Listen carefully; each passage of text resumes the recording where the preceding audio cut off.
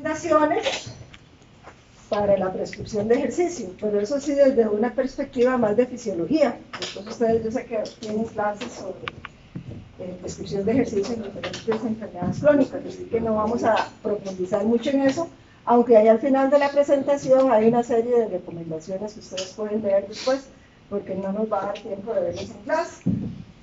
Muy rápidamente, no estamos en un lugar muy privilegiado en cuanto a la prevalencia de obesidad en el mundo. Ahí estamos como de novenos. Y eso se comprueba con estudios que se han hecho aquí de tipo epidemiológico. Estados Unidos está ahí de primero, pero nosotros estamos aquí donde lo puse la barrita esa roja. Y en todo el mundo es el mismo problema.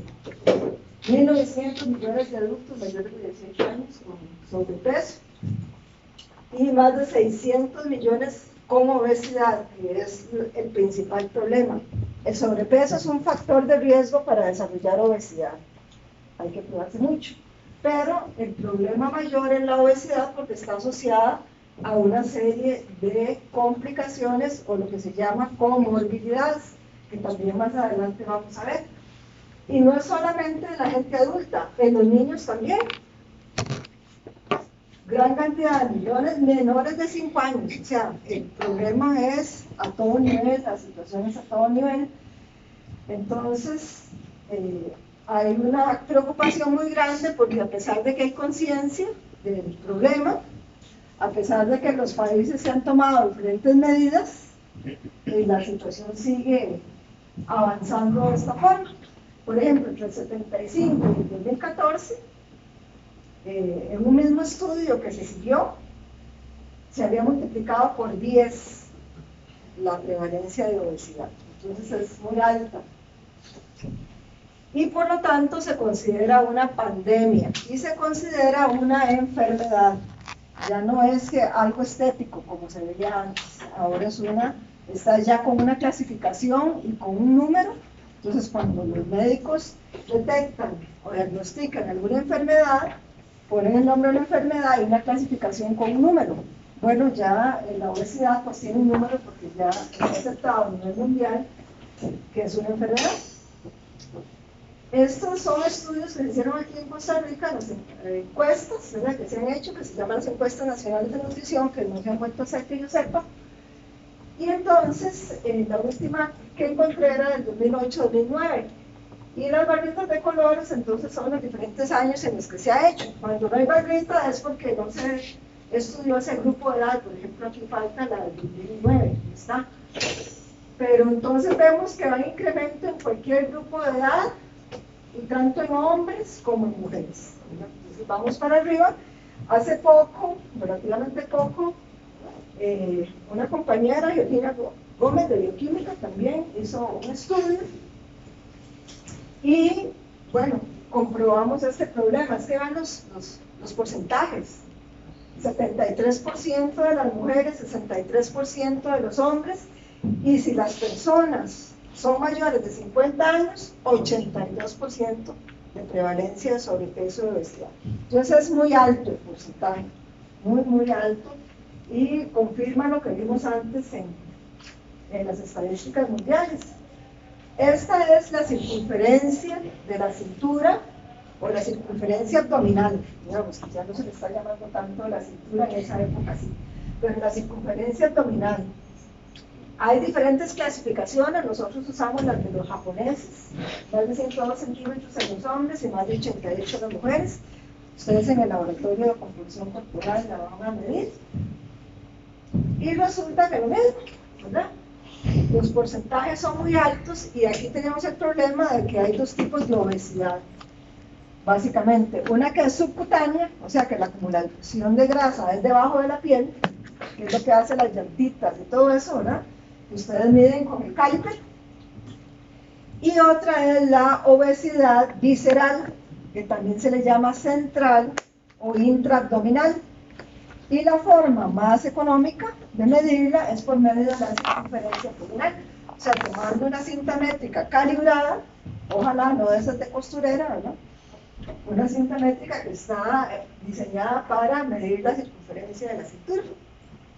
Y entonces, si las personas están sobre estos valores, se considera un factor de riesgo para desarrollar una serie de enfermedades que ahora vamos a ver.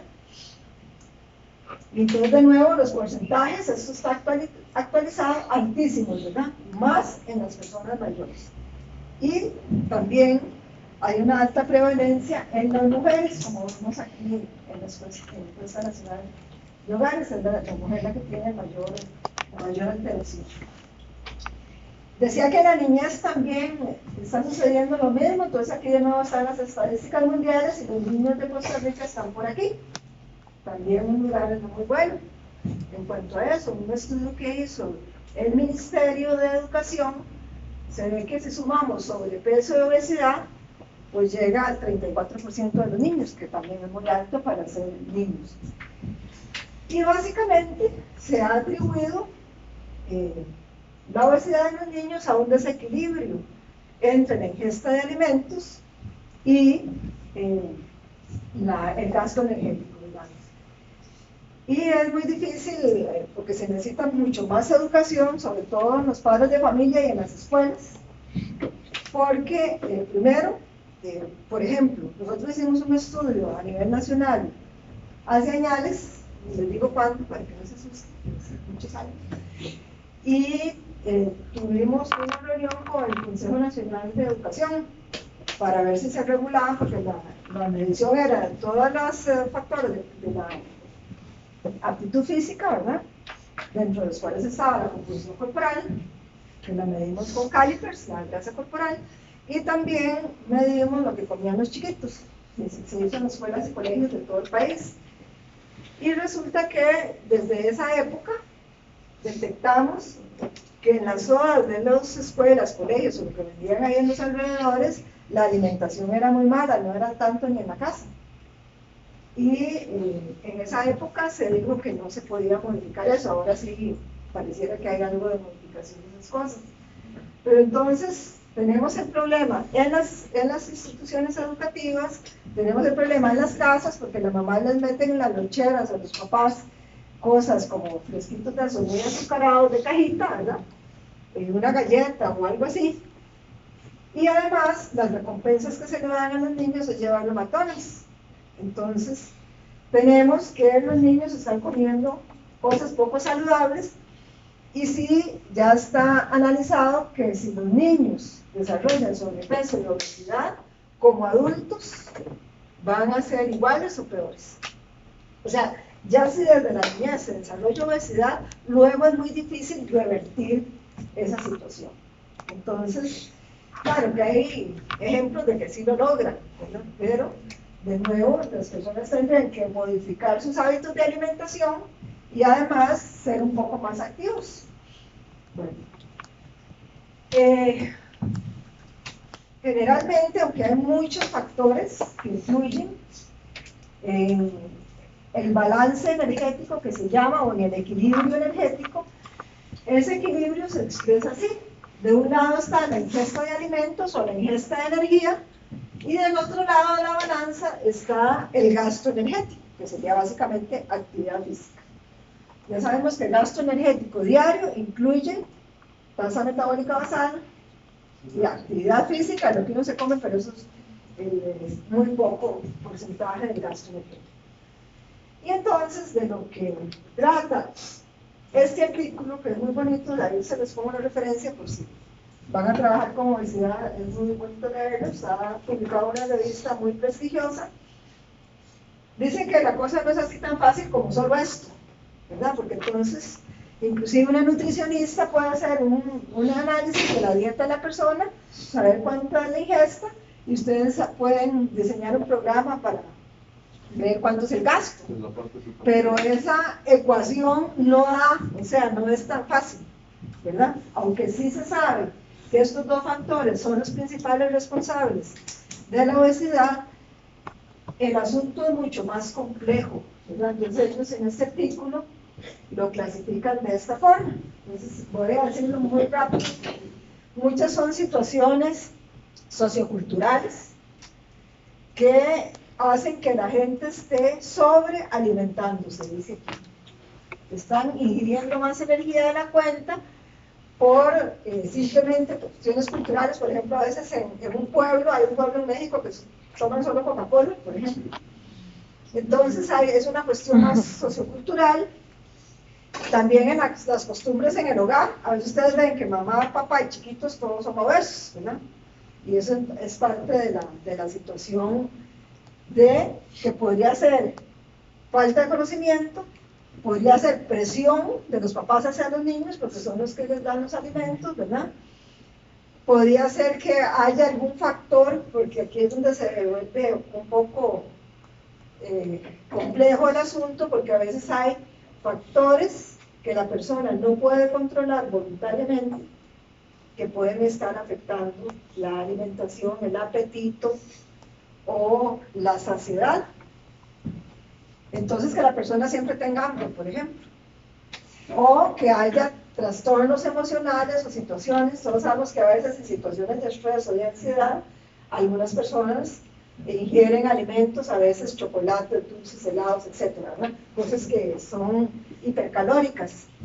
También el estar picando, ¿verdad? Esto de snacks, el estar picando, es muy frecuente, sobre todo cuando las personas están viendo televisión o haciendo alguna cosa y no se dan cuenta y están picando y picando y picando, ¿verdad? Desde niños hasta adultos. La falta de sueño, la falta de las horas de sueño.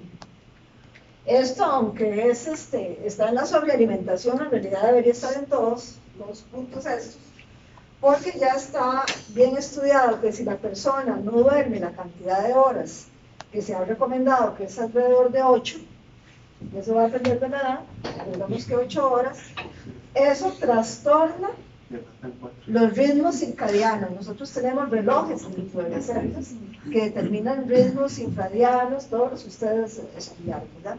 Entonces eso modifica las secreciones hormonales, las actividades enzimáticas, una serie de aspectos. Entonces la falta de horas de sueño se ha asociado con muchas enfermedades, no solamente con obesidad, hipertensión también, enfermedad cardiovascular, cáncer, etcétera. Entonces esto hay que, digamos, educar a la gente y orientarla, porque hay mucha gente que no sabe que el sueño es tan importante. Entonces, en este caso usted se refiere a, digamos, como a la gente, a evitar dormirse o a no tener ganas de dormirse. No dormirse. O sea hay varias etapas del sueño. Se supone que hay una etapa que es la latencia, que es desde que uno se acuesta hasta que se duerme. Entonces hay personas que tienen problemas en la latencia, ¿verdad? Y hay otras personas que se despiertan durante la noche varias veces, o que se despiertan y ya no pueden dormir más, o que por situaciones de trabajo o de estudio a veces, seguro a ustedes les ha pasado, a mí también, entonces se quedan tarde o se levantan muy temprano para hacer algún trabajo o estudiar o lo que sea. Entonces lo que se ha recomendado es dormir alrededor de 8 horas todas las noches y que uno pueda entrar en el sueño profundo, porque si la persona no entra en sueño profundo, entonces ahí es donde se alteran todos estos relojes que están en las células. Entonces sí, sería más bien poder entrar en sueño profundo. Hay personas, sobre todo las obesas, que tienen una situación que se llama apnea del sueño, ¿verdad? Que es que apnea es que se quedan sin respirar por un tiempo. Eso puede ser muy serio porque hay personas que tienen muchos episodios de apnea durante la noche. Y entonces el problema es que se despiertan porque cuando uno no respira, pues se baja la saturación de oxígeno en la sangre y se eleva el CO2. Entonces eso hace que el organismo reaccione y la persona se despierta. Entonces se puede estar despertando varias veces durante la noche, entonces no entra en ese sueño profundo. También en las personas mayores ocurre eso. Bueno, eso del sueño sí es muy interesante y es algo que las personas deberían de tomar en cuenta para no acostarse muy tarde, porque hay gente que se acuesta tardísimo, ¿verdad? Y luego tiene que levantarse para ir a trabajar. Bueno, y también puede haber medicamentos que ya se alteren la saciedad o el hambre, o que alteren algunas hormonas que puedan estar haciendo que se deposite más grasa. Bueno, luego está el otro aspecto que ya tiene que ver con la energía, esos dos, que es un gasto energético bajo. ¿Por qué puede haber un gasto energético bajo? Bueno, una, definitivamente es el envejecimiento, porque las personas mayores se mueven menos en general. Hay excepciones, pero ya eso está estudiado. Otro es el sexo, porque las mujeres sobre todo se mueven menos que los hombres y hacen menos actividad física, o mejor dicho, ejercicio. Yo creo que eso está cambiando, pero está dentro de sus factores. Luego están los factores genéticos. La obesidad tiene un componente genético importante, una predisposición genética. Y los epigenéticos, que ya hemos hablado de esos, que son cambios en el ADN, que no son mutaciones, pero son cambios químicos en el ADN, que entonces alteran una serie de funciones dentro de las células. Están factores neuroendocrinos, porque puede haber alteración del sistema nervioso autónomo, puede haber alteración de los circuitos que regulan el hambre y la saciedad.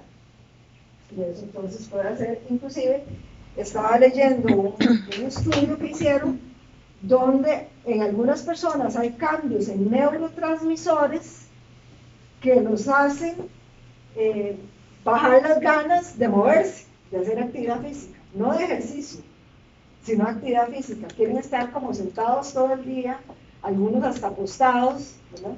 Y no les gusta hacer actividad física de ningún tipo. Pero, perdón, no es que no les gusta, es que hay trastornos en neurotransmisores que podrían estar influyendo en eso. Entonces aquí hay una tendencia de la mayoría de los estudios recientes sobre el tema de obesidad, que no hay que culpar a las personas porque son obesas, porque eso son tantos factores y tan complejos que cuando uno culpa a la persona se frustra, se retira o no hace caso a lo que le estamos recomendando, y a veces los profesionales también se frustran. Y a veces ya la alteración es tanta, o alguno de estos factores está influyendo tanto, ya sea en la lipólisis o en la oxidación de las grasas, que la persona, por más esfuerzo que haga, no va a lograr bajar la grasa corporal. Inclusive la misma obesidad produce alteraciones que hacen que se oxiden menos grasas. Entonces hay que tener mucha paciencia, y ahora más adelante vamos a hablar de la importancia de la actividad física, no solamente para bajar el peso y la grasa corporal, sino para muchas otras cosas. Bueno, después aquí habla de la grasa parda, ¿verdad? Que ya la habíamos estudiado, y que esa grasa parda pues es un tipo de adipocito que va a estar oxidando nutrientes, pero no necesariamente en respuesta a demandas energéticas, sino que va a estar oxidando porque la oxidación de las grasas y de los carbohidratos se transforma en calor. Entonces durante todo el día, aunque no estemos haciendo actividad física, va a estar oxidando más nutrientes. Luego está la sarcopenia. Eso es un problema serio, porque resulta que con el envejecimiento se desarrolla sarcopenia, o sea, se pierde masa muscular. Y con la obesidad también, y las personas que se mueven muy poco, el sedentarismo también produce sarcopenia. Entonces, entre menos músculo haya, menos tasa metabólica va a haber durante todo el día. Entonces eso hace que se gaste menos energía durante todo el día. Pues, pero eso en una clase hemos visto como que subir o bajar un poquito el músculo, o sea, como que la tasa metabólica basal, el músculo no consume tanta energía, digamos, al día, sino que era la capacidad del cuerpo de mover esa cantidad de músculo. Eso fue lo que entendí yo. Entonces quería ver si me puede explicar cómo era lo de la tasa metabólica basal con una disminución de músculo. No, sí influye, o sea, es que aquí estamos viendo cualquier factor que influya. No es que va a tener un gran impacto, ¿verdad? Solo la tasa metabólica basal o solo el músculo. Porque claro, en reposo el músculo gasta poco porque hay órganos más activos, por ejemplo el corazón. Entonces, si uno lo compara en términos, digamos, por gramo de tejido, le gana el corazón, le gana el hígado. Pero si uno ve la totalidad, ahí no, porque el músculo es un tejido muy grande. Y entonces, si en todo el cuerpo hay más músculo, entonces sí tiene algún impacto en el músculo. Por supuesto que si esa persona es bastante activa, lo que hemos hablado varias veces, que ojalá por lo menos se levante cada hora a caminar y no esté sentado tanto rato sentada, ¿verdad? Entonces eso, y eso es para los trabajos, no solamente de las personas mayores, sino en los trabajos, en la casa, si la persona está en la casa, etcétera, ¿no? Esa persona tiene que estarse moviendo cada hora, ojalá, esa es la recomendación. Entonces sí, obviamente, si hay contracciones musculares, el gasto aumenta. Pero, hablando del músculo, aunque el aporte del músculo en reposo sea menor que otros órganos, como el músculo es un órgano o un tejido tan grande, entonces sí hay algún impacto. Bueno, ahí está también la microbiota, que luego vamos a estudiar un poquillo de la microbiota, pero la microbiota, recuerden que son las bacterias que están en el intestino, ¿verdad? Que nosotros le llamamos la flora intestinal. Ahora la microbiota se está estudiando mucho porque influye en muchas enfermedades. Parece mentira, pero el tipo de bacterias que predominen en el intestino va a influir sobre la misma obesidad y otras enfermedades. Enfermedades cardiovasculares, hipertensión, influye sobre varias cosas. Bueno, medicamentos. Y la inactividad física, por supuesto, ya ustedes sabrían, ¿verdad?, que se puede dar también por cuestiones socioculturales, porque la persona tenga alguna situación física, por ejemplo, una lesión, o ya tenga alguna enfermedad que no le permita moverse mucho, etc. Hay personas que padecen de fatiga crónica. Hay personas, sobre todo las obesas y las personas mayores, que pueden tener dolor en las articulaciones. Las personas obesas, sobre todo, van a desarrollar osteoartrosis de rodilla. También puede ser de cadera y también puede ser de tobillos. Además de mala circulación en las piernas. Entonces todo eso hace que esas personas sientan dolor cuando hacen ejercicio, cuando se mueven. Y eso hace que entonces se muevan menos. También, como se mueven menos, una baja capacidad aeróbica. Entonces esto se habla de un círculo vicioso. Porque si hay baja capacidad aeróbica y la gente le falta el aire y se cansa con hacer cualquier cosita, se mueve menos, y entonces baja más la capacidad aeróbica y ahí va en un círculo vicioso, cada vez con menor capacidad aeróbica. Bueno, después, cuestiones emocionales, que puede hacer que la persona simplemente no tenga motivación por moverse, que el trabajo que tenga no le permita moverse, o también medicamentos pueden estar haciendo, por ejemplo, antidepresivos y ese tipo de cosas pueden bajarle la motivación a las personas para moverse. Bueno, entonces esa misma publicación dice, bueno, esto es súper complejo. Aquí arriba en amarillo están todos los factores ambientales que se llaman obesogénicos, que les acabamos de ver, pero aquí están, digamos, resumidos en qué viene del ambiente y qué hay internamente que está contribuyendo. Entonces vean qué montón de cosas. Ya las hablamos, pero les voy a decir muy rápido. Las cuestiones genéticas, epigenéticas, los relojes celulares internos, puede haber inflamación producida por diferentes enfermedades, la misma obesidad, entonces inflamación, que las personas estén en ese juego que se llama el yo-yo, ¿verdad? Que hacen una dieta súper estricta, bajan y después vuelven a ganar la grasa corporal o inclusive más de lo que tenían, ¿verdad? Entonces esas dietas, que es un ciclaje de peso, no es conveniente para las personas e influyen que más bien se deposite más grasa. Bueno, luego en el cerebro, ¿verdad?, están todas las señales de saciedad, de hambre, y esas señales pueden venir de la microbiota o pueden venir del tejido adiposo, no necesariamente solo en el cerebro estamos tratando esto. Entonces son cosas que a veces la gente no puede regular voluntariamente, cuesta mucho. Luego, después vamos a hablar de esto, que es cuánto se expande el tejido adiposo, porque cuando el tejido adiposo pierde capacidad de expandirse, entonces la grasa que se supone que tiene que almacenar se va para otro lado, y entonces va a la región visceral, que es la que no queremos, va al hígado, y entonces ahora está de moda el hígado graso hasta en niños, cuando antes eso era una enfermedad de las personas alcohólicas. Ahora no, ahora están los niños a hígado graso.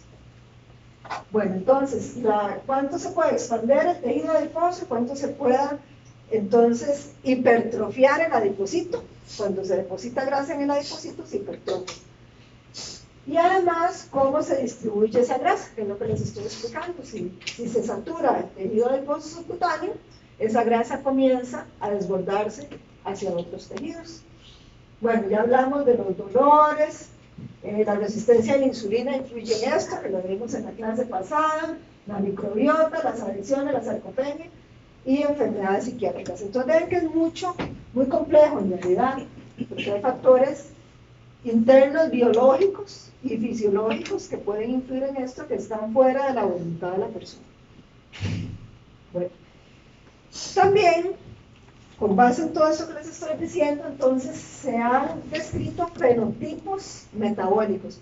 Fenotipos son cómo se expresan los genes. Entonces hay diferencias. Por ejemplo, hay personas susceptibles a la obesidad y hay personas resistentes a la obesidad. Hay personas que les da más hambre, hay personas que les da menos hambre. Hay personas que se llenan más rápido, o sea, alcanzan la saciedad. Hay personas que cuesta que alcancen la saciedad. Entonces hay de todo y tampoco es de control voluntario necesariamente, sino es un fenotipo, porque los genes se están expresando de esa forma.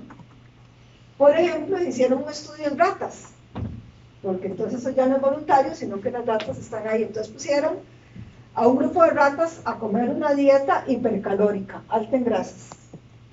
Y después vieron cómo subían de peso las ratas. Entonces cogieron el percentil más alto, o sea, la cuarta parte más alta, que habían ganado peso y grasa, y el percentil más bajo, o sea, las que habían ganado menos peso. Todas moviéndose lo mismo y comiendo lo mismo, ¿verdad? Y entonces dijeron, bueno, estas ratas, las que subieron más peso, son las susceptibles a obesidad, y estas ratas, que son las que subieron menos, son las resistentes a obesidad. Entonces sí existe eso hasta en los modelos animales. Y luego los pusieron a hacer ejercicio, etc. Y vieron que las ratas que eran resistentes a la obesidad, también, luego ya las dejaron libres, ¿verdad? Comían menos y además eran más activas. Y las que eran susceptibles a la obesidad, más bien lo contrario. Entonces hay alguna situación que es de tipo genética y fenotípica que en realidad la persona no puede controlar. Entonces hay personas que ingieren más energía, o hay personas que ingieren la misma energía. Yo lo veo por aquí con mis compañeros, todo lo que comen, ¿verdad? Y algunos, por más que coman, pues se mantienen bien, pero hay otras personas que dicen, me como una lechuga y subo la grasa corporal. Entonces existe, sí existe, eso no es un cuento de que las personas le dicen a uno, es cierto. Profe, eso es lo que uno dice, metabolismo rápido, lento, entre comillas. Pues no hay que verlo de esa forma, porque eso es la tasa metabólica, ¿verdad? La gente le llama que tengo el metabolismo bajo. Bueno, es la tasa metabólica y nosotros la podemos medir a ver si es cierto, ¿verdad? Eso se puede hacer. Puede ser que la persona tenga la tasa metabólica baja porque tiene menos grasa corporal, porque hace menos actividad física durante el día, o porque tiene alguno de esos fenotipos. A veces no es el metabolismo bajo, sino que es que la oxidación de los nutrientes está alterada por alguna situación. Entonces sí podría ser la tasa metabólica más baja. Hay enfermedades que producen una tasa metabólica baja, por ejemplo el hipotiroidismo.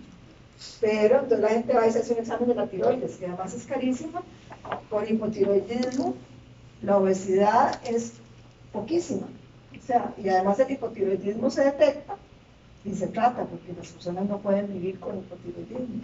Entonces, esa obesidad que hay en todo el mundo no es por trastornos, perdón, no es por trastornos hormonales, sino que es por otras razones, dentro de las cuales están estas de los fenotipos. Hay un fenotipo que secreta menos norepinefrina. Todos sabemos que el sistema simpático y las catecolaminas estimula la lipólisis. Y entonces, si secreta menos neurotransmisor y menos catecolaminas, pues entonces también por ahí puede estar un problema. Hay personas que tienen un mayor RQ. ¿Qué es el RQ? ¿Y mayor qué significa? Digamos, como más oxidación de carbohidratos. Exacto. Si se acerca a 1, más oxidación de carbohidratos, si se acerca a 0.7, más de grasa. Bueno, tienen una tendencia a usar más los carbohidratos que las grasas. Y después, la tendencia de acumulación de triglicéridos en el tejido adiposo, ¿no? Que también ya lo hablamos. Eso puede ser diferente dependiendo del fenotipo de la persona. Ok, lo otro con los fenotipos. Veamos primero esto de aquí. Nos interesan estos dos. Esto es más bien una persona que es incapaz de producir nuevos adipocitos o expandir los adipocitos. Eso también es una enfermedad, pero esta no es la que está produciendo obesidad, no la vamos a ver. Este tipo de obesidad que se llama patológica o poco saludable. Esto en amarillo que está aquí es la grasa en la región central o intraabdominal o visceral. Entonces, la obesidad visceral, por aquí dice que cuando la grasa visceral supera la grasa subcutánea, esa es la obesidad más preocupante, la que está asociada a una serie de otras enfermedades. Entonces lo tenemos que diferenciar y también tenemos que ver a las personas cuando ustedes las estudian, a ver qué tipo de obesidad tienen.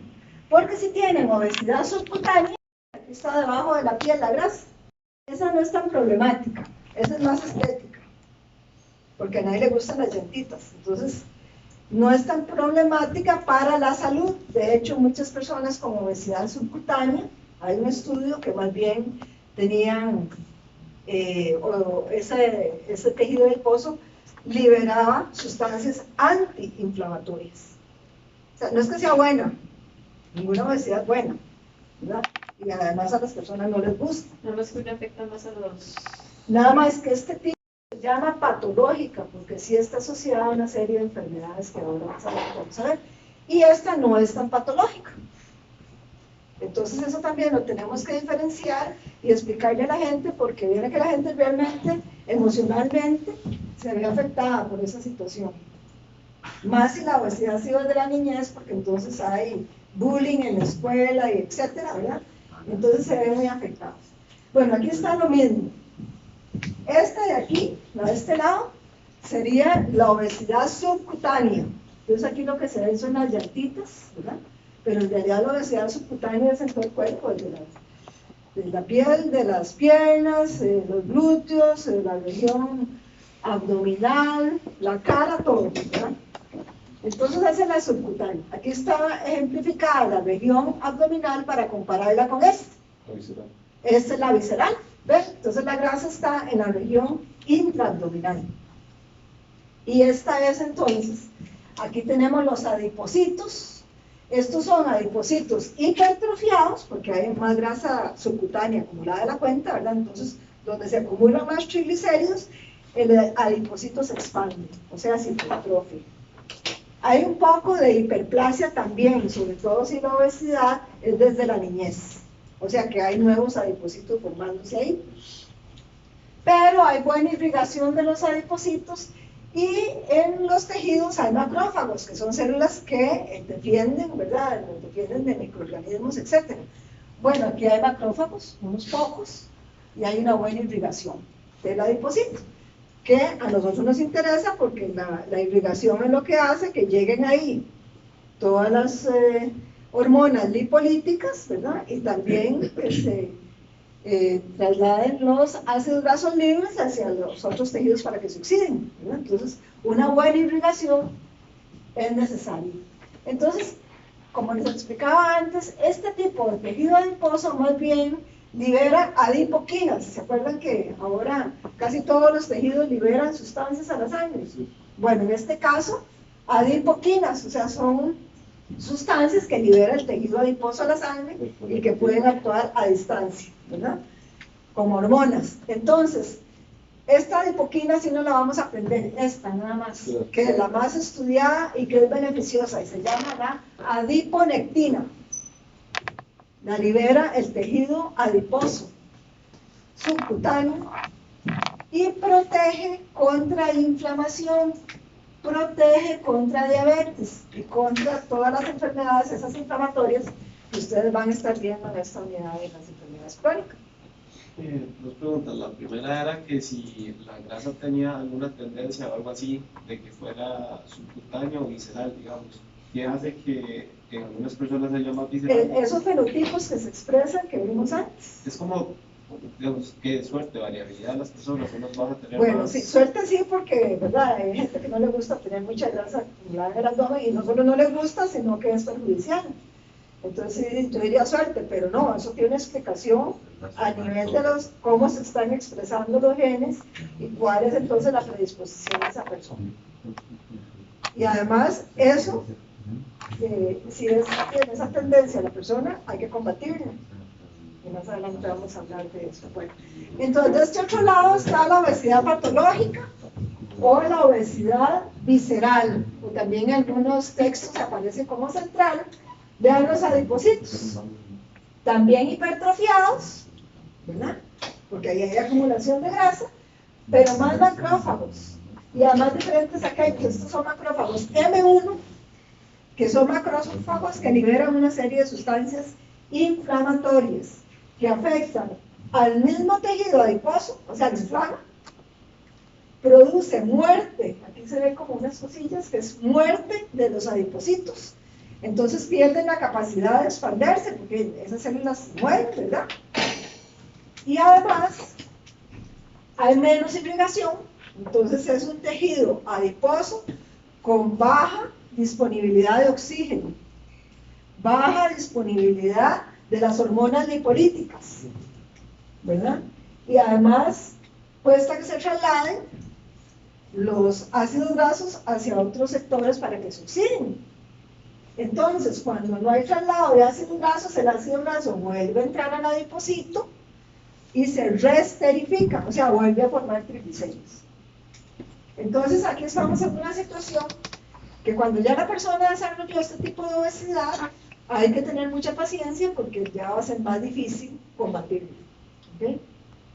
Bueno, entonces aquí lo que dice son que esos macrófagos van a producir sustancias o adipoquinas proinflamatorias.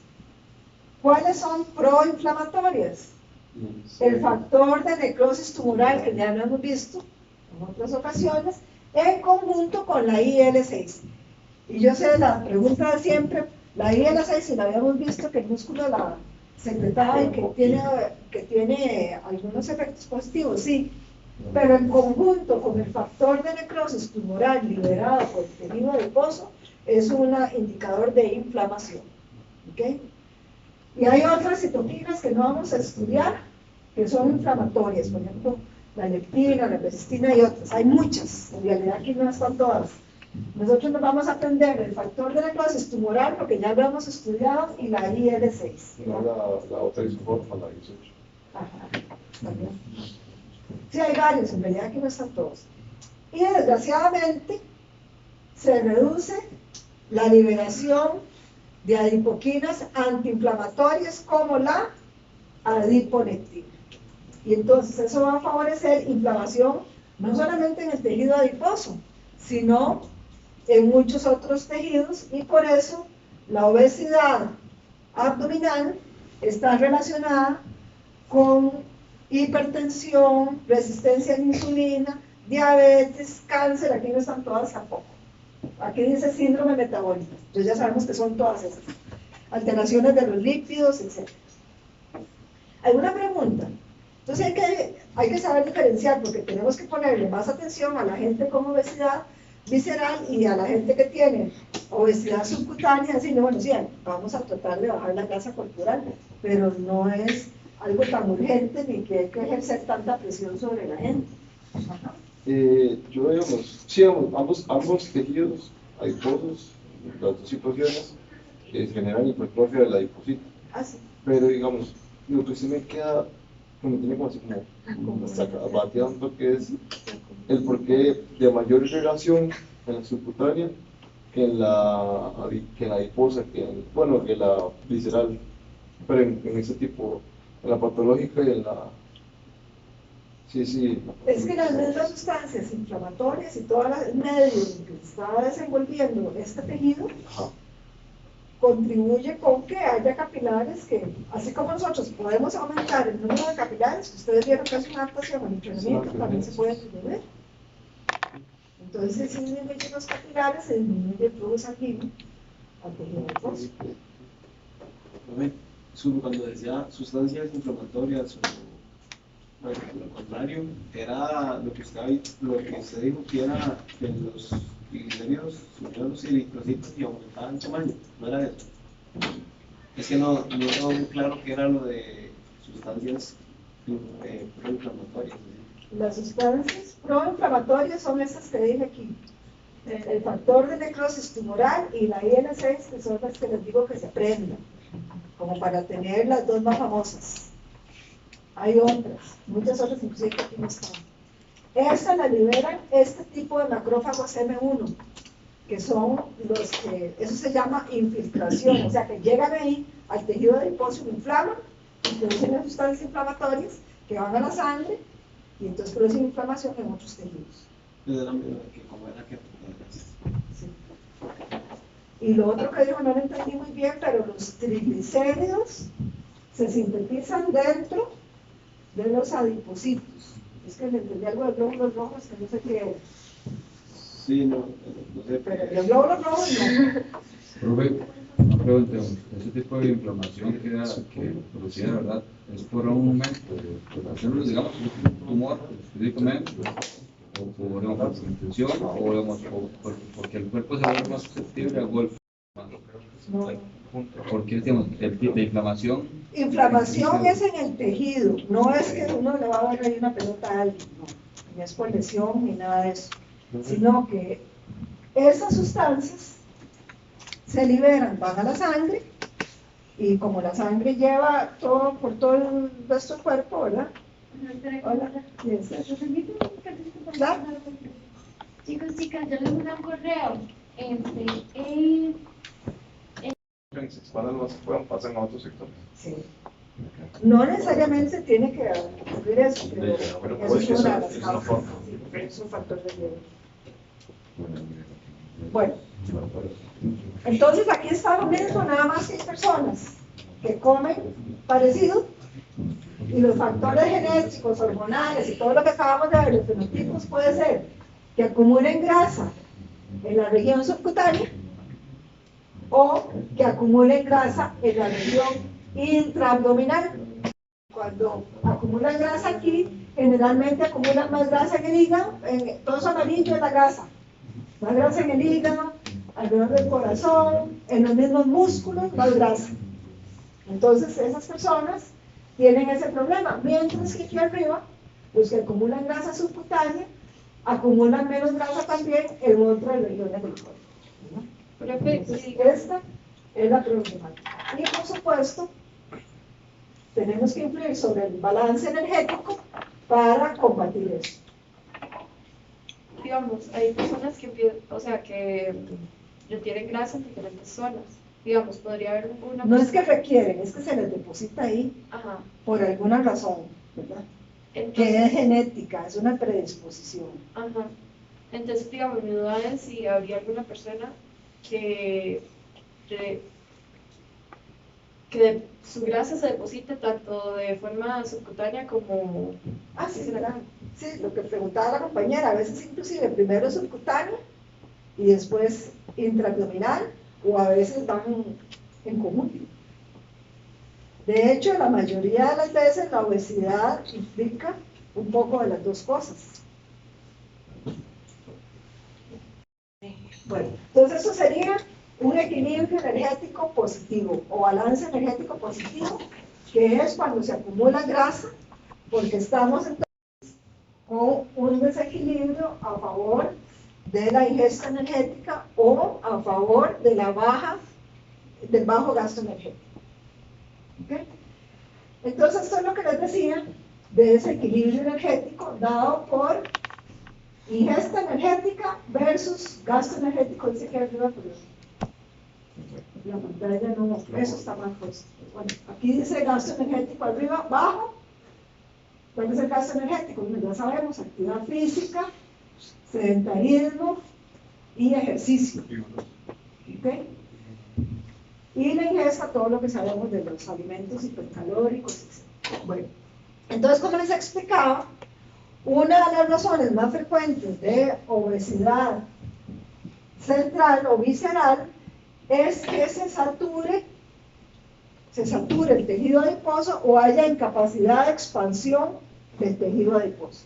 Y al perder esa capacidad de expansión, se desbordan los líquidos y van para la región visceral, para el hígado, el corazón, el músculo, los riñones, para todo lado. Todos estos son órganos o regiones que no están diseñadas naturalmente o fisiológicamente para almacenar lípidos.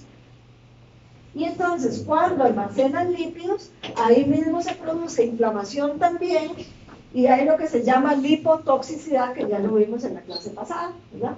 Lipotoxicidad, o sea, los mismos ácidos grasos van a producir, o el tejido adiposo va a producir inflamación ahí. Pero eso es como cuando vimos lo de lipotoxicidad y glucotoxicidad, lo que sí me quedó claro si es por la concentración que se puede generar por, yo qué sé, por decilitro de uno de los sustratos. O sea, como que incremente drásticamente y ya la concentración sea tóxica. ¿Sí? ¿Se ve de esa manera? Oh. ¿Sí? Sí, por ejemplo, si se acumulan grasas, grandes gotas de grasa en el hígado, que es lo que se llama hígado graso, pues entonces eso afecta la función de los hepatocitos. ¿Me explico? Entonces sí, porque esta grasa no solamente no debe haber tanto tejido adiposo ahí, sino que no tan lleno de triglicéridos. Y por ejemplo el hígado, que sintetiza colesterol, que sintetiza el colesterol malo, que sintetiza las lipoproteínas de muy baja densidad, todas esas, los mismos triglicéridos pueden salir de ahí hacia la sangre. Como alterar el funcionamiento. Altera la función del músculo también y produce resistencia a la insulina en el músculo, resistencia a la insulina en el hígado. No estoy entendiendo esa parte como de equilibrio energético positivo, porque sería positivo. Positivo es porque la balanza está inclinada A favorecer los. hacia una mayor ingesta energética que gasto. Sí. Así, van así. Ah, ok, a favor de la ingesta, pues. O sea, a favor de acumular más grasa. Bueno, entonces aquí ya dice lo que ya es resistencia a la insulina, inflamación en todos esos órganos, y entonces riesgo cardiometabólico, síndrome metabólico, etc. En el páncreas se reduce la secreción de insulina, entonces más alto el riesgo de diabetes. Entonces las personas obesas tienen más alto riesgo de enfermedades crónicas y de mortalidad prematura. Ahí están todas las cosas, que yo traté de ponerlas todas, pero no sé si están, de relación a la obesidad, todas las enfermedades y complicaciones. A eso se le llama comorbilidades. Entonces vean, hasta el sistema inmunológico se afecta, hay menos resistencia a las infecciones, hay trastornos emocionales, por lo que ya hablamos, trastornos respiratorios, la apnea del sueño, que también ya conversamos sobre eso, es más común en las personas obesas, osteoartrosis de rodilla, entonces para eso es un problema para ustedes, ¿verdad? Que van a recomendar ejercicio, yo sé que hay que ver qué modificaciones se puede hacer al programa de ejercicio para que las personas se muevan. Venas varicosas, más comunes en realidad, en general, mala circulación en las piernas con el riesgo de trombosis venosa, o sea que se formen coágulos que pueden ir a tapar o a bloquear la circulación de una vena, ¿verdad? Entonces la persona se le puede inflamar las piernas, por ejemplo, eso es común cuando hay una trombosis venosa, que se inflame la pierna, una de las piernas, y que haya mucho dolor porque hay mala circulación, ¿verdad? O el problema es con las varices que se despegue un trombo de la varice y se vaya a alojar en una arteria coronaria, en una arteria cerebral, etcétera, o en los pulmones y produzcan trombosis en esas zonas. También trastornos gastrointestinales diferentes, como estreñimiento, por ejemplo,